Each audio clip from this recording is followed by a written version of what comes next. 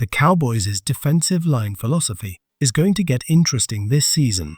With Matt Eberflus now leading the charge, you can expect plenty of twists and stunts on passing downs. But when it comes to stopping the run, that's where things get tricky. Stunting on early downs often backfires. It pulls guys out of their gaps, gives up easy lanes, and puts pressure on the linebackers to clean up the mess. In the run game, fans want to see hat-on-hat football, straight up, physical, old-school battles in the trenches. And this team needs that now more than ever. But here's the wild card. Eberflus has never had a guy like Micah Parsons. With Micah's explosiveness and unpredictability, even a basic stunt can cause chaos. That's a weapon no coordinator can ignore. Just don't expect some exotic, over-engineered Brian Flores-style system. This is going to be tailored to Micah's freakish skill set. Now, let's talk about the offense, and more specifically, the elephant in the room, the run game. If Javonte Williams rushes for over 1,000 yards this year, that's an A-plus win for Dallas. Not an expectation, a dream outcome. He's had injury struggles, and let's be real, 2,000 yards is fantasy stuff. But if he can be the lead guy in a strong committee, that's a massive upgrade from last season. As of now, he's probably the frontrunner. But don't get too comfortable. This backfield is a full-on battle zone. Miles Sanders, does he still have juice, or is he running on fumes? Jaden Blue, can he flash like he did early in his college career? Deuce Vaughn, undersized, but is there magic there? Phil Maffer, late-round pick with surprising pop maybe? Hunter Luepke, more than just a fullback. And then there's the big question on every fan's mind.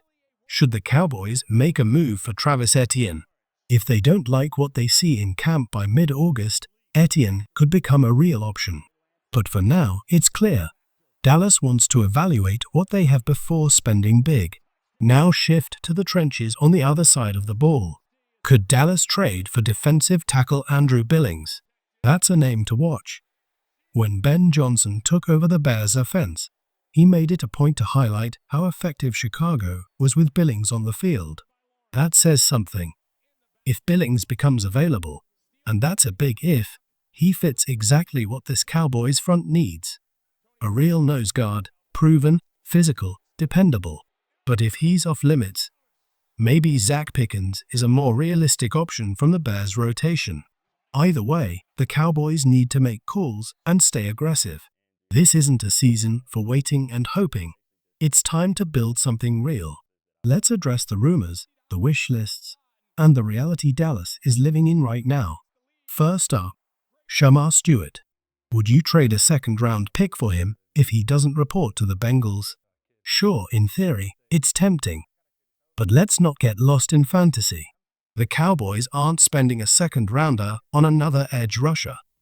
That room's already stacked. Stewart's not going anywhere. Cincinnati invested a top 20 pick in him. They're deep in Joe Burrow's Super Bowl window. They're not tossing away elite pass rush talent over $1 million in guarantees. Someone's going to bend, and it won't be Dallas. Stewart's staying in stripes, even if the start is slow due to this misstep. Now let's talk wide receivers. Amari Cooper reunion. Fun idea, but don't hold your breath. Sure, it sounds exciting. Bring back a polished route technician. Add depth. Upgrade over Jalen Tolbert. But here's the truth.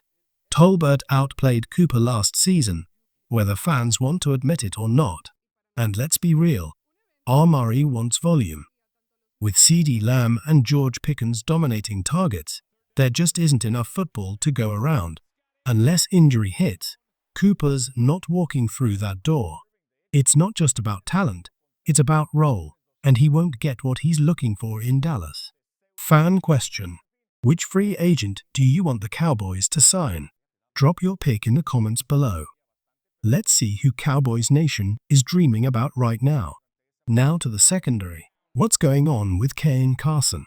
There hasn't been much noise because he's still recovering from shoulder surgery. He's expected to be full go by the time camp ramps up. Until then, it's mostly been light individual work. Could he slide inside and play the slot? Maybe. But he's never done it before. Not in college, not in earlier reps. You can give him a look just to test the waters, but don't count on it. He's more of an outside corner by nature.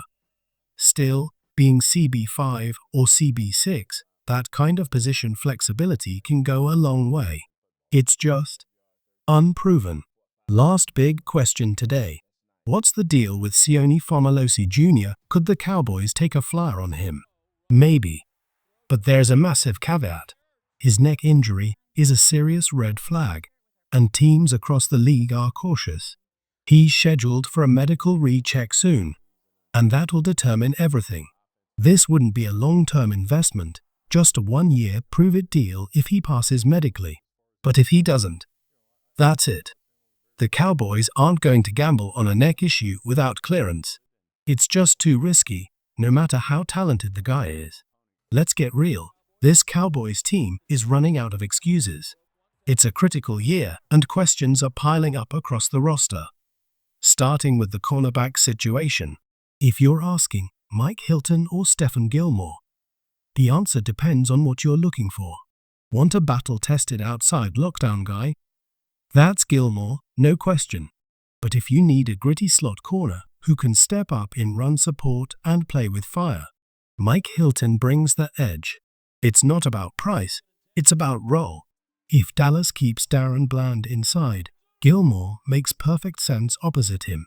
But if Bland shifts to the boundary, Hilton becomes the better complement. It's all about how the pieces fit, not just how big the names are. And what about Marcy Smith? Cowboys fans, it's time for tough love. This is it. He's finally healthy. No excuses. But it's yet another new scheme, and he's still surrounded by uncertainty. We saw flashes last season, but Dallas can't afford flashes anymore. They need production. They need dominance. If Marcy doesn't take that next step this season, it's going to be hard to count on him moving forward. They're already leaning too much on him. He has to prove he belongs, not just as a rotational body, but as a true force on the defensive front. So here's the question for you. What's your confidence level in Marcy Smith? Scale of 1 to 10. Let it fly. Now, if trade options dry up and no team wants to move their defensive tackles, what about free agency? Raekwon Davis could be a name to monitor. He's not a game wrecker, but he's a big, experienced body who can anchor the middle. And if you're desperate for depth, Linval Joseph still deserves a look, even after a quiet stint in Indy. This team can't afford to be picky. Sometimes, desperate times call for veteran hands. Another possibility that's being floated: trading TJ Bass for cornerback help. It makes sense. Bass has real NFL snaps under his belt, and he plays on the offensive line, an area where teams always need help. And the Cowboys? They're deeper up front than most teams in the league. Every single lineman on this roster either was drafted or has played legit NFL downs. That's rare. If you're going to make a move, Bass is a valuable trade chip. It wouldn't be easy to let him go. But if it strengthens the secondary, it's worth considering. Now let's zoom out and talk big picture. This is the moment for the Cowboys. This is the window. The roster is built to compete right now. The cap setup is aligned. The pieces are close. But none of it matters if this team isn't locked in, on and off the field. And that starts with coaching. This staff needs to have the players focused, disciplined, and ready to finish games. No more emotional collapses. No more late-season slip-ups.